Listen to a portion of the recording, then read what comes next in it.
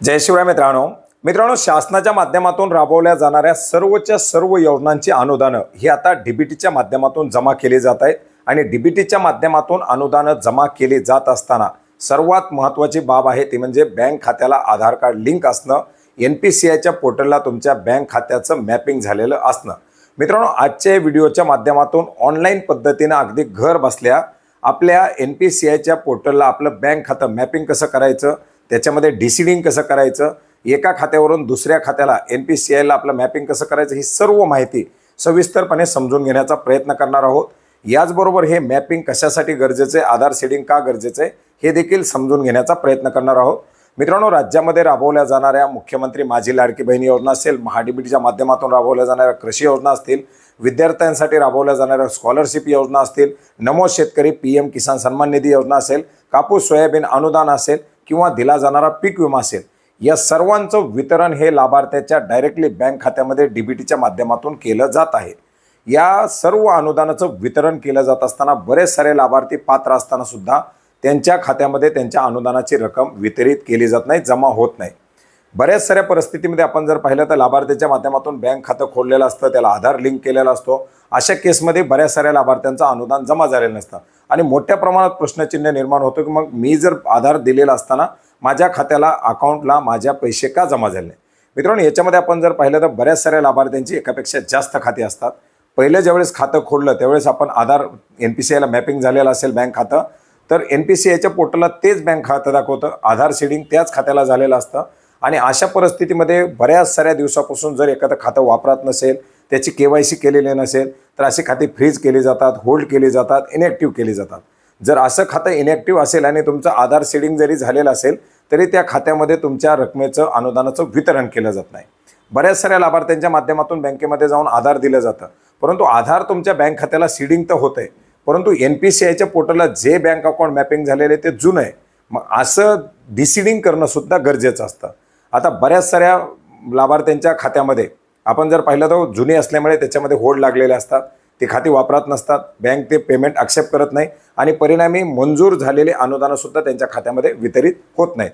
मित्रांनो, या परिस्थितीमध्ये आपल्याला जर शक्य असेल तर आपण आपल्या बँकेमध्ये भेटून NPCIला आपलं खातं मॅपिंग करून घेऊ शकता। याच्यासाठी बँकांना तशा प्रकारचे राईट दिलेले असतात। पूर्वीचं जे काही बँक खातं असेल ते आपण डिसिडिंग करू शकता। याच्यासाठी आपण यापूर्वीसुद्धा व्हिडिओ बनवला होता की तुम्ही आधारच्या वेबसाईटवरती जाऊन आपलं बँक अकाउंट नेमकं आधारला कोणतं बँक अकाउंट सीडिंग झालेलं आहे हे आपण पाहू शकता। NPCIच्या पोर्टलला सुद्धा ते आपण पाहू शकता आणि NPCIच्या पोर्टलला सुद्धा आता नवीन एक ऑप्शन आलेली आहे ज्याच्यामध्ये तुम्ही डिसिडिंग, सीडिंग किंवा एका बँकेमधून दुसऱ्या बँकेमध्ये ट्रान्सफर अशा प्रकारच्या बाबी करू शकता। मित्रांनो, आता ऑनलाईन पद्धतीने करण्यासाठी याच्यामध्ये काही प्रायोगिक बँका ॲड करण्यात आलेल्या आहेत। गेल्या आठवड्यामध्ये 5 बँका होत्या, आता त्याच्यामध्ये 10-12 झाल्या। तर होऊ शकतं 1 महिन्यामध्ये 15 दिवसामध्ये याच्यामध्ये सर्वच्या सर्व बँकासुद्धा ॲड होतील। आता याच्यामध्ये ज्या बँका आता ॲक्टिव्ह आहेत किंवा ज्या बँकाच्या माध्यमातून ही सर्व्हिस चालू केलेली आहे त्याच्यामध्ये जर तुमचं अकाउंट असेल तर तुम्ही ऑनलाईन पद्धतीनं सुद्धा अगदी करू शकता आणि ऑनलाईन पद्धतीने करण्यासाठी तुम्हाला NPCIच्या पोर्टलला जायचं आहे। NPCIच्या पोर्टलवरती आल्यानंतर आपण पाहू शकता खाली तुम्हाला एक ऑप्शन दाखवण्यात आलेली आहे कंझ्युमर। या कंझ्युमरच्या ऑप्शनवरती क्लिक करायचं आहे। आता कंझ्युमरच्या ऑप्शनवरती क्लिक केल्याबरोबर तुम्हाला कंझ्युमरच्या ऑप्शनसाठी ज्या काही बाबी दिलेल्या आहेत त्या ऑप्शन त्या ठिकाणी खाली दाखवल्या जातील। याच्यामध्ये आपण शेवट पाहू शकतो भारत, जे काही EDBTसाठी DBTसाठी जे काही आधार सीडिंगची जी ऑप्शन आहे ती त्या ठिकाणी दिलेली आहे, तर त्याच्यावरती तुम्हाला भारत DBTवरती क्लिक करायचं आहे। आता या DBTवरती क्लिक केल्याबरोबर तुम्हाला पुन्हा एक खाली ऑप्शन दाखवले जाणार आहे ज्याच्यामध्ये तुम्हाला आधार सीडिंगसाठीची ऑप्शन दिली आहे, परंतु इथं तुम्ही जर राईट साईडला जर गेलात तर राईट साईडला तुम्हाला एक डाऊन ॲरो दाखवलेला आहे। या डाऊन ॲरोवरती क्लिक करायचे।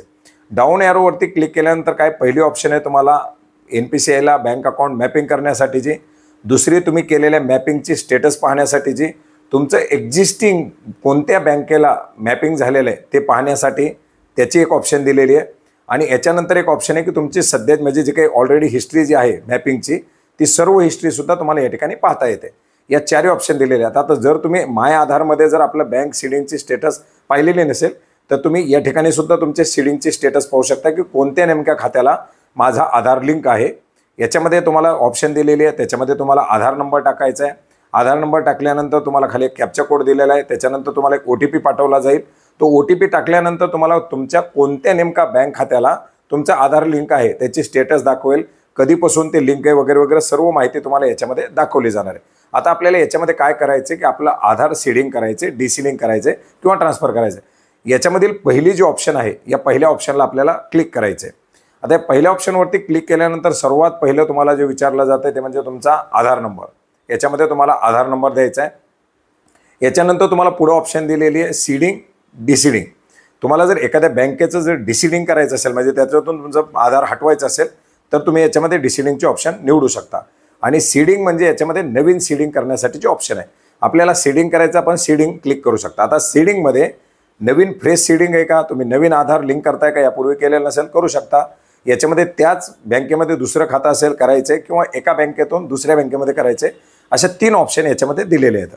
याच्यामध्ये फ्रेश सीडिंग असेल तर फ्रेश सीडिंग करू शकता आणि जर काही तुमचं ट्रान्सफर वगैरे असेल तर त्याच्यात करू शकता। या डाव्या बाजूला तुम्ही पाहू शकता बँकेचे ऑप्शन दिलेले आहेत। याच्यामध्ये वेगवेगळ्या बँका या ठिकाणी दाखवल्या जातात आणि बँका याच्यामध्ये ॲड होत आहेत। ज्या ज्या बँकेच्या माध्यमातून ही सुविधा सुरू करण्यात येईल त्या बँका याच्यामध्ये आता ॲड होत आहेत। आता याच्यामध्ये समजा आपलं बँक ऑफ बरोडाचं असेल किंवा बँक ऑफ इंडियाचं, आता आपलं बँक ऑफ इंडियाचं आहे तर आपण याच्यामध्ये बँक ऑफ इंडिया सिलेक्ट केलेली आहे। आता याच्यामध्ये सर्वात पहिलं आपल्याला त्या बँकेचा अकाउंट नंबर टाकायचा आहे। याच्यामध्ये जो काही आपला अकाउंट नंबर असेल तो अकाउंट नंबर एंटर करायचा आहे। याच्यानंतर पुन्हा एकदा आपल्याला अकाउंट नंबर कन्फर्म अकाउंट नंबरमध्ये टाकायचा आहे। याच्या खाली काही आपल्याला अटी शर्ती दाखवल्या जात आहेत, त्याला टिक करायचं आहे। या अटी शर्ती वाचून टिक केल्यानंतर याच्या खाली पुन्हा एकदा एक कॅप्चा कोड दिलेला आहे, तो कॅप्चा कोड जसा आहे तसा पाहून एंटर करायचा आहे। कॅप्चा कोड पाहून एंटर केल्यानंतर खाली एक ऑप्शन दिलेली आहे प्रोसीडची, या प्रोसीडवरती क्लिक करायचे। प्रोसीडवरती क्लिक केल्यानंतर आपल्याला अटी शर्ती दाखवल्या जातील, या सर्व अटी शर्ती वाचायच्यात आणि ॲक्सेप्ट अँड कंटिन्यू वरती क्लिक करायचे। ॲक्सेप्ट अँड कंटिन्यू वरती क्लिक केल्यानंतर आपला जो आधार संलग्न मोबाईल नंबर असेल याच्यावरती एक OTP पाठवला जाईल। मोबाईलवरती आलेला जो OTP असेल तो OTP टाकायचा आहे आणि OTP टाकून आपल्याला खाली सबमिटवरती क्लिक करायचं आहे। सबमिटवरती क्लिक केल्यानंतर आपली प्रोसिजर होणार आहे। त्याच्यानंतर आपल्याला पुढं आधार मॅपिंग करण्यासाठी आपण करतोय याच्यावरती ओके करायचे।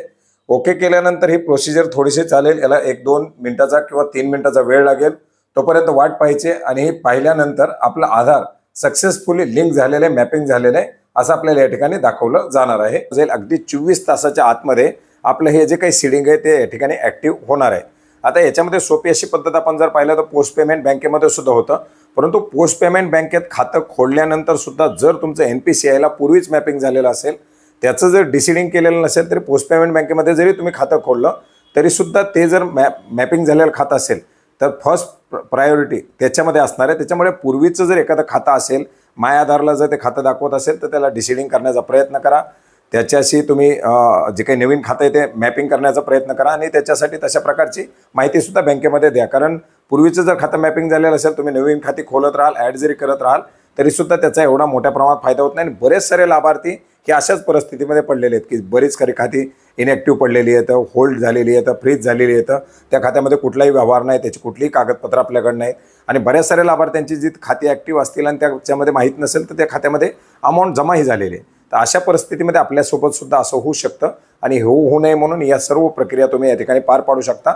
या प्रक्रिया पार पाडल्यानंतर माझं अनुदान आलं नाही, मला अनुदान येत नाही, माझ्या खात्यामध्ये हप्ते येत नाहीत, माझा हप्ता आणि जमा झाला नाही, हे जे काही तुमच्या समस्या आहेत, हे जे काही प्रश्न आहेत तक्रारीत, या तक्रारीचं तुमचं या ठिकाणी निवारण होणार आहे। धन्यवाद।